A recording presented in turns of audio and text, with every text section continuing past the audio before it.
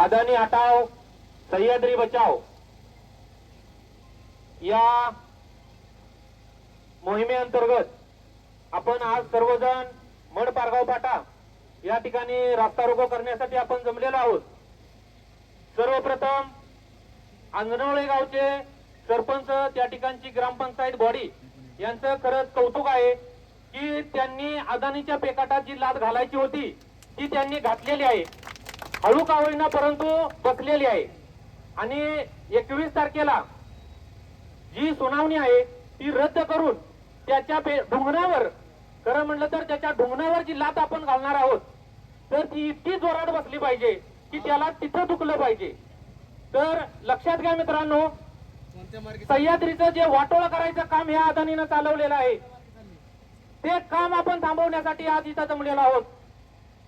आज या अदानीचं खरं पाहिलं तर सरकारमध्येही इतकं चालतं की तो सांगल ती पूर्व दिशा आज इथं चाललेली आहे।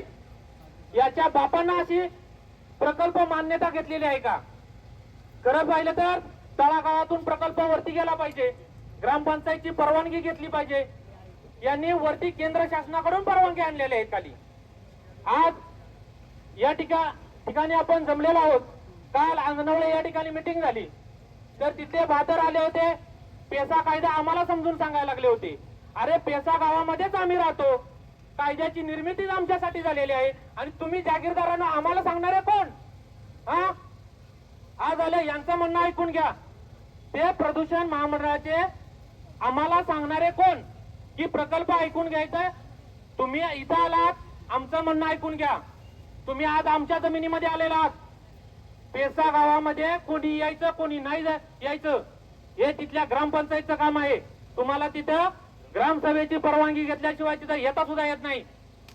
काल तिथं हजारो लोक जमली होती, पोलिसांचा फौजफाटा कशासाठी? पोलिसांचा फौजफाटा आणला कोणी? तिथं काय आतंकवादी राहतात का? साधी साधी लोक तिथं जमली होती त्यांच्या भावना व्यक्त करण्यासाठी, आणि तुम्ही कोण? पोलिस घेऊन आले होते? अरे हरामखोरांनो, तिथं लोकांच्या भावना व्यक्त होण्यासाठी ती मीटिंग लावली होती आणि कोणी आणलं तुम्हाला? खरं पाहिलं तर 21 तारखेची सुनावणी ही रद्द झाली पाहिजे आणि जर भविष्यात जर ती नाही झाली रद्द तर लक्षात घ्या तिथं एकही त्या प्रदूषण महामंडळाचा कार्यकर्ता सुद्धा तिथं दिसणार नाही आणि जर येण्याचा प्रयत्न केला तर त्याच्या ढुंगणावर लाथा घालायचं काम हा दीपक घोटे करेल, हे लक्षात ठेवा। धन्यवाद।